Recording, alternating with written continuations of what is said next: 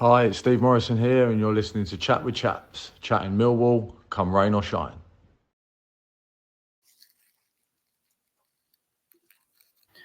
Hello and welcome to the Chat with Chaps YouTube channel for another episode of the Opposition Preview, where today myself, George, will be looking forward to this weekend, this Sunday's game at home to Burnley when we return to the Den after our long away trip at the weekend to Swansea.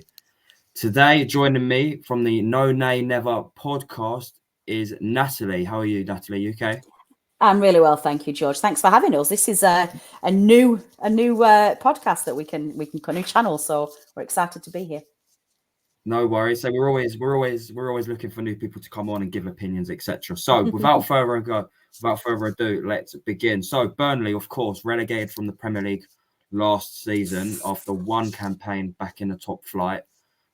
Since then, a change of manager and near enough a whole new starting 11. How would you sort of summarise Burnley's beginning to the current campaign? Chaotic, probably. None of us expected to be in the position that we're in. None of us expected to have a change of manager.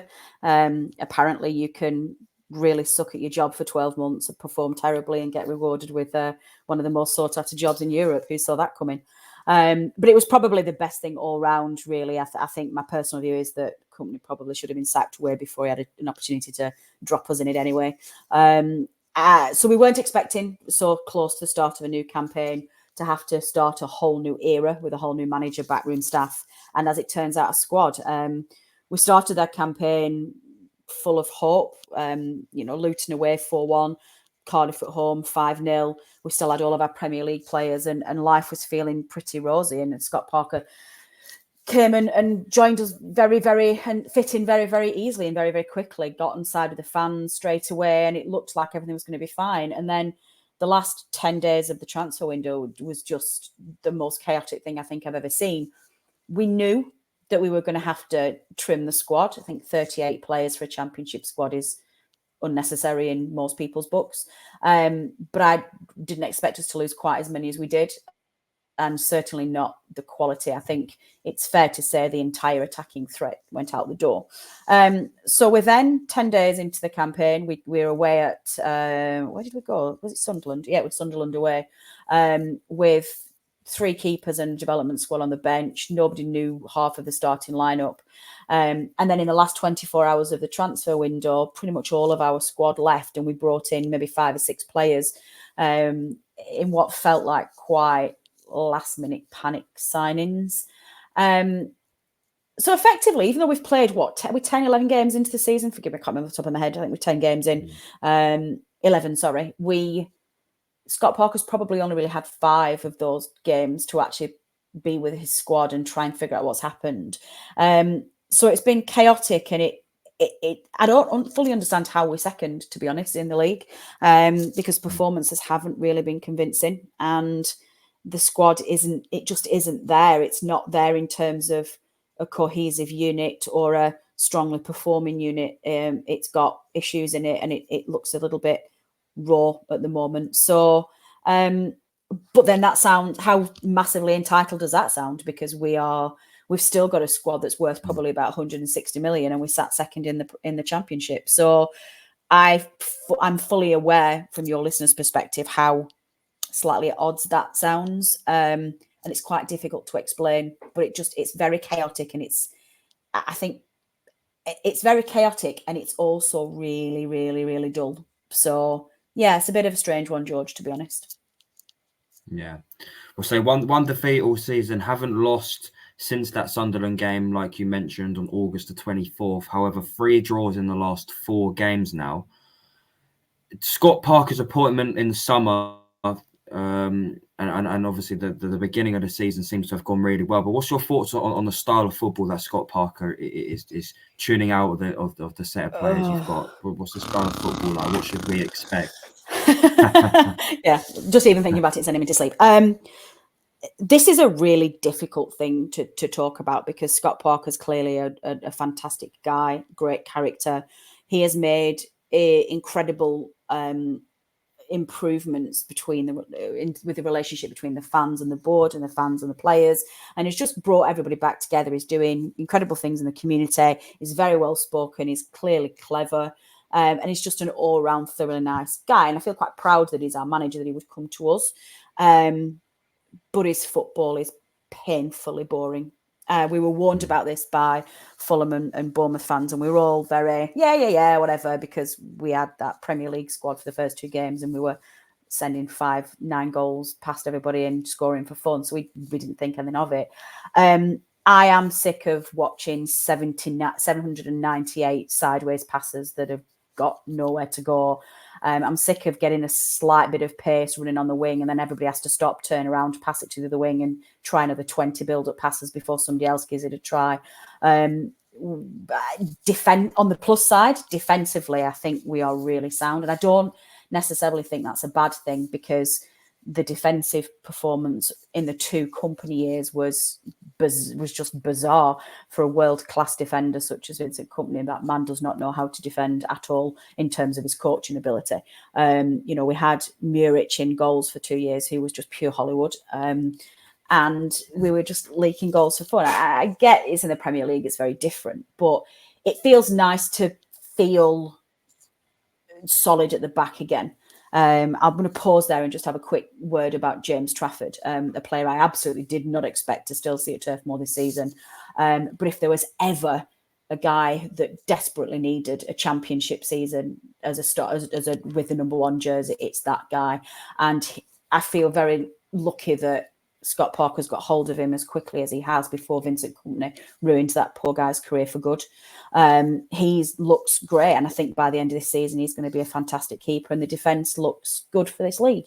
But there's just no attacking threat. Preston at home, 0-0. It's like the games that we're playing at home, it's just like QPR, it was like 0-0 and just no chances.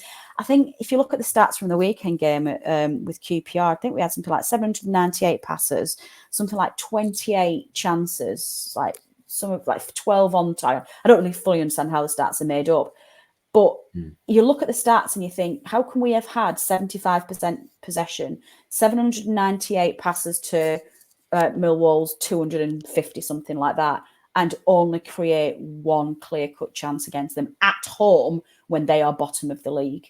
Like there's something very wrong there. And if you are in the Premier League playing that kind of football with the aim to finish 17th, that's fine. But when you're playing that football as one of the league leaders in the Championship with the aim for top 2, you are going to find yourself possibly 8th or 10th at the end of the season if you don't sort that out.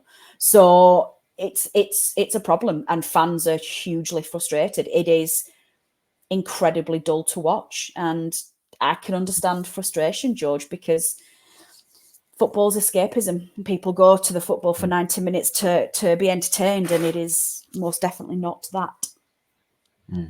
So you mentioned there, obviously, the style of football is a boring sort of style of football, is what you're saying, and the position in the league, second currently where Burnley are. Yeah, it basically sounds like you're saying it's a bit of a false position to be in, really. However, if we go back to August at the beginning of this season, most people would have probably had Burnley to get promoted, whether that's automatics or the playoffs. Most people would have probably have Burnley to go straight back up again. So now we sit here at the end of October going into November and still sitting in a pretty healthy position in the table, despite, like what you're saying, probably being a false position. What are your sort of hopes for the season? I'm going to assume it's to achieve promotion. Yeah, it has to be. And I think that's an expectation as well. Financially, you have to get back up into the Premier League as quickly as you can, because you've set up your business plan, you've set up your squad and your team to be able to get back into the Premier League and reap the financial benefits that come with that.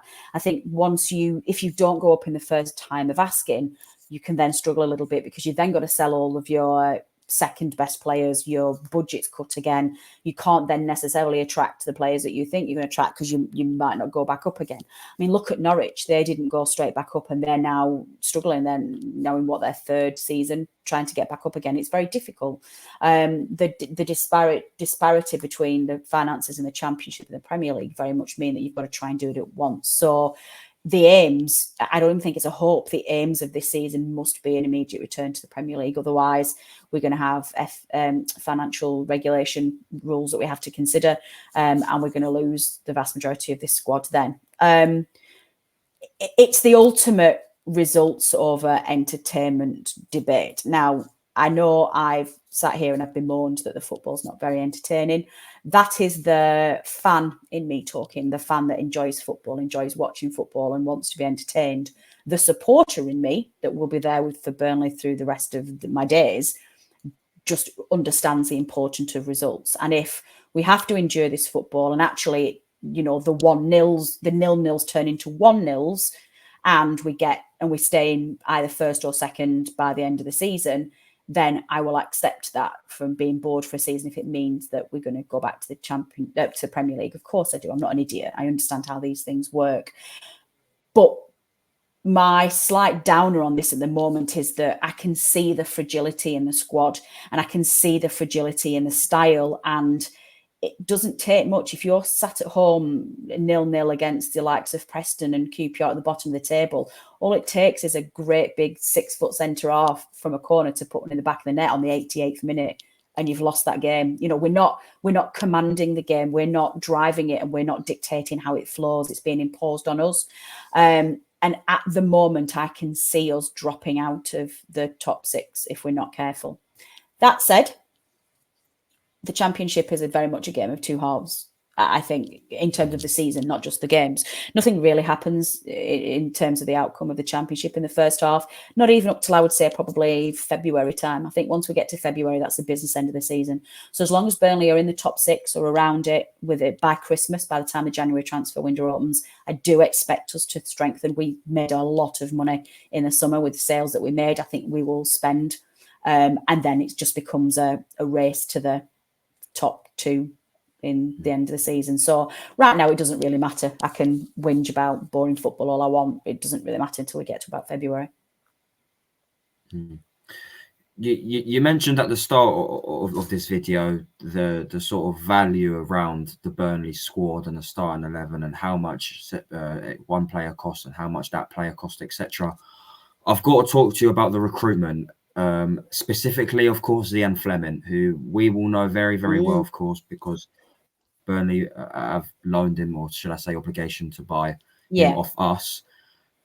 He was obviously injured at the start of the campaign, so didn't start or play any minutes at the start of this campaign. And yeah, deadline day was just an absolute madness. You've already mentioned it as well. There was a lot of incomings at Burnley, a few outgoings, and obviously the big one for us was obviously the outgoing of Zian Fleming to Burnley. He's obviously just sort of regained fitness in recent times and scored his first goal away at Hull. However, obviously this Sunday he isn't eligible, obviously, because he's on loan. So in terms of Zian Fleming, how is he doing, as well as Zian Fleming, the rest of the recruitment as well? What's your thoughts on it, etc.? Yeah, Fleming's great, and I think he was probably the one player that saved that window for us. It had gone on a very toxic towards the end of the season. Towards the end of the transfer window, particularly the fans against the board. They couldn't quite understand why 30 odd players were going out the door and what exactly was going on. It felt very much like a fire sale, and it got quite toxic in the end. And then the arrival of Fleming on his helicopter on the last few hours of the season gave us some hope. I think he looks good. I like the look of him a lot. I like the fact that he's got some versatility and can play, I believe, in most positions across the front four. Not that I don't think I particularly want to see him on the wing. I want to see him either as, well, ideally I'd like to see him as number 10. I think the challenge that we've had from at the moment is we've either had to play him as a number 9 on his own, or he's just had to come on for the last 10 minutes and try and influence the game. I would love to see Lyle Foster in number 9 and Fleming behind him as number 10. I think that's a very powerful strike force at the moment. With the injuries, we've not been able to get both of them on the same pitch, and we don't really have another number 9 at the club, so we haven't got the luxury of playing what I think looks like his most effective position. That's in as a number 10 behind a really solid number 9. But I like him. I think it was as a Championship forward, I think it was a really great signing. I was surprised that you would let him go, but you were in the same position we were a few years before Premier League. and actually this season, somebody comes in for them, a team that's supposed to be trying to win the league, and an opportunity for him to maybe play Premier League next season, it's going to be hard for him to turn that down. So, he's doing well, and I think he seems to be enjoying it. So, I think, I don't know. I'm not really sure whether your listeners would be happy to hear that or not, but there you go. He's doing well. The rest of the recruitment's a bit meh for me. No disrespect to the team that have come in.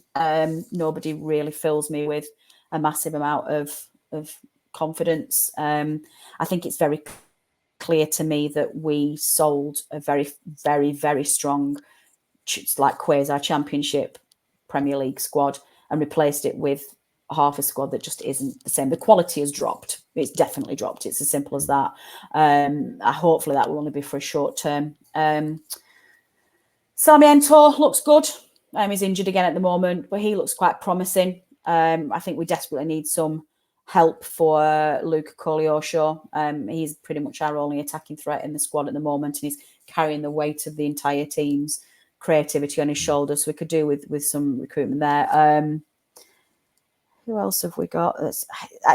Hannibal looks all right. Jayden Anthony on the wing as well. Jayden Anthony is really good, actually. I was going to come on to him in a minute. Jayden Anthony is probably my favourite of the signings, one that looks more promising. He looks very solid. He looks. Sorry, I feel like I'm talking in Sky Sports cliches here, but it does. He brings some balance. I think what I'm struggling with at the moment in terms of our wingers, obviously we've got Anthony on the left and we've got Koleosho on the right. Our fullbacks are poor. We've got Perez at left back, who's not doing it at all. We've got Connor Roberts at right back, who's a fantastic championship right back, but he's just come back from injury, so he's just getting up to speed. There's no overlap. There's just no synergy between any of the wingers or the wing backs in any way. Nobody's overlapping. It's like they stop, pass it, and then pass sideways. So it's a little bit difficult to judge at the moment. I feel like we could see even more out of Anthony. Hannibal, who we got on loan from United, he looks like a technically excellent player, but I think we're just struggling a little bit to find out where he's playing. He's not really quick enough for a number 10. And I would want to see him in that role, but he also feels a little bit too technical for a number 8. It's kind of like he's an 8.5 in the middle. And we started off playing him, Josh Cullen and Josh Brownhill as a 3 in the middle, and just doesn't work for me. The last couple of games we've swapped out Hannibal and played Josh Laurent in instead. 3 Joshes in midfield, which is great for my dad, who just can shout Josh and he doesn't have to remember surnames because dads don't like remembering surnames. I think. Sorry, I started waffling. Then there was a question to all that. Apologies. I got off on one about recruitment. That was it. So 5.5, 6 out of 10 for recruitment. We've dropped down in quality, but we've probably got enough to see us there and thereabouts till January. But we have to strengthen in January. Okay. And I want to watch on Sunday. I, for one, absolutely delighted that Zian Fleming won't be involved. Because if he was involved, I think he's a banker to score. So I'm delighted he's not playing for obvious reasons. But in terms of a ones to watch, I've got one player here noted down in part of my notes, which is obviously Josh Brownhill, who's your captain. He's a source of goals, assists, etc. Yeah, he's great. Is either one the one to watch on Sunday, at the moment, or is there another player in mind who we should be watching for? Well, I think in terms of if he's on it, Luca Koleosho, I mentioned not so long ago, he's playing on the right at the moment. He feels like he's a little bit wasted on the right. I'd like to see him come in on the left a little bit more, because I think that's where he's probably more suited. But modern football is a weird obsession for playing wingers on the wing opposite to what foot they play on, which is just, I don't understand that. It's just a nonsense to me, but there you go. I'm not Pep, and Pep has influenced the entire world of football. So do watch him, because I think he can run at defenders quite well. So if your defence is slightly off pace, he can zip around you and he's gone. But yeah, Josh Brownhill is probably the quality in our midfield. He is not a championship player, he's a Premier League player. He's one of those weird players, I think, is Brownhill, who is way too good for the championship. Too good for the championship, but not good enough for the Prem, maybe. Absolutely. Yeah. Nailed it. Yeah. You get several which fall under them. Exactly. And he's done both with us. And whenever we go up to the championship, to the Premier League, he struggles a little bit. Then we come back down, and he turns into prime Zinedine Zidane when he comes to the Championship. So all good. So yeah, do watch out for him. But I think weirdly, I think you're going to struggle to break us down. I think you need to watch our defence. We do keep clean sheets and we're not conceding a lot of goals. I think it's like 4 clean sheets in a row as well recently. Fine, we're not scoring any either, but our defence do look pretty solid. So you might struggle to break down a bit of a stubborn defence there. But yeah, I genuinely don't know who's going to play up front because Lyle Foster's not fit. We can't play Fleming. Hontudje, who we got from, where did we get him from? I forget. Actually, I might have this here. I think we got it. Where did we get him from? Who's that? Sorry. Is it pronounced Hontudje? Caen from League Two in France. He's called Andreas Hontudje, I think is how you pronounce it. Okay. I think he was on loan somewhere in the Championship last season, and I'd heard good things about him. But he, bless his heart, looks like somebody who won a raffle to play football professionally right now. And Jay Rodriguez doesn't really have the legs for 90 minutes anymore, so I'm a bit concerned. Is he 34, 35 now, Jay Rodriguez? Yeah, 34, yeah, definitely. Yeah. I feel like it's going to be 0-0 at the weekend, and we're all going to go to play. Well, so hold that thought because I was going to give you a score prediction. I was going to ask for your score prediction. I'll give you a proper score prediction in a minute.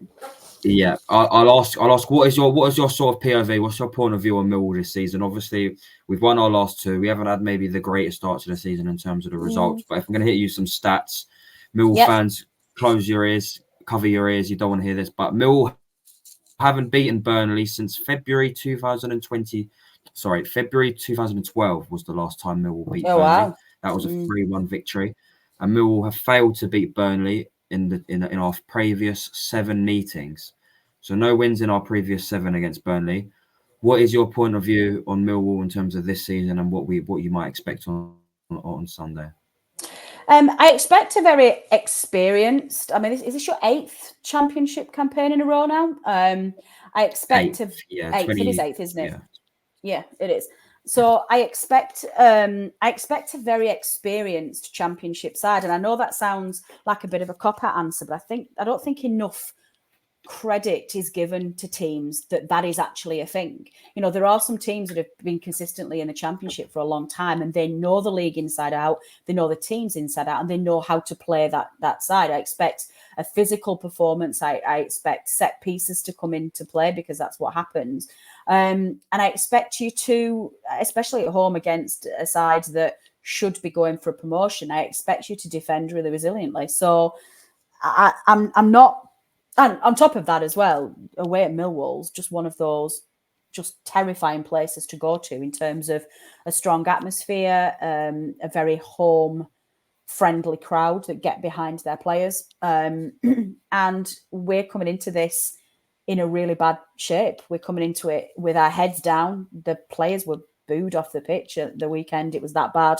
I don't ever do that, by the way, but I had sympathy for the people who felt like it was necessary at the weekend, and so we've got our heads down a little bit. We're not creating any chances. We've got no strikers. I'm not joking. I think Millwall away is the worst place that I want to go to right now. So I feel like it could be the same way as it went with QPR, to be honest. Okay, and finally we'll get back to where you jumped in earlier with the score prediction. This Sunday, 3 p.m. kickoff at the Den. What is your predictions? Okay, my head's telling me it's going to be 0-0 because of course it is, but I will never not back my boys. I'm the kind of fan that will predict a Burnley win away at the Etihad in the Premier League because I'm sick in the head. I will say 1-0 to Burnley. Josh Brownhill penalty. There you go. Okay. I think probably over-explain. I gave you a bit too much information. So yeah, please, what's your prediction? No, that's okay. I'm going to give you mine. I'm going to go with the opposite, but the same. I'm going to go with a 1-0 Millwall win. I did say on my TikTok page the other day, I actually think we're going to win this game because it just feels like it. I don't know why. So it's Sundays, Ian Fleming, obviously, former club. It just feels like it. And I feel like if we can nick one early, it will be a classic game of sort of just sit back, let Burnley have the ball. And I think we might nick it in the end. So I'm going to go with a 1-0 Millwall win. And I'm going to go with George Honeyman to get the goal. Natalie, thank you very much. You've been an absolute You're very pleasure. welcome. You're very welcome. Before we go, do you want to just quickly plug your channel, your podcast? Yeah, absolutely. As it says on the tin, the No Nay Never podcast has been going since 2009, 2010. We were one of the very early podcasts to come into this world. And also, slightly thin brag, but we're also one of very few podcasts and YouTube channels that are in the football field that are fronted by a female anchor. So we do like to remind people, come on board, girls, get some content going. There's not many of us around. You can literally search for the handle No Nay Never across most of the social media channels and you will find us. And we will have our own Millwall preview show, which is much more Millwall focused than Burnley focused, on our channels this weekend as well. So if you want to listen to your own preview, then come along to ours as well. Brilliant. And we'll be recording this straight after this one. So thank you, Natalie. You've been an absolute pleasure. Guys, don't forget to subscribe to the Chat with Chaps YouTube channel. Of course, you've had to deal with my ugly face again, but say Chris will be back. And there'll be a live stream at some point. I think that's actually today when this has been recorded. So it'll have been out by now. But other than that, guys, subscribe, like, all of that jazz. And don't forget, you can check me out on TikTok at george.c9 for all more Millwall content, etc. Thank you very much and take it easy. Goodbye.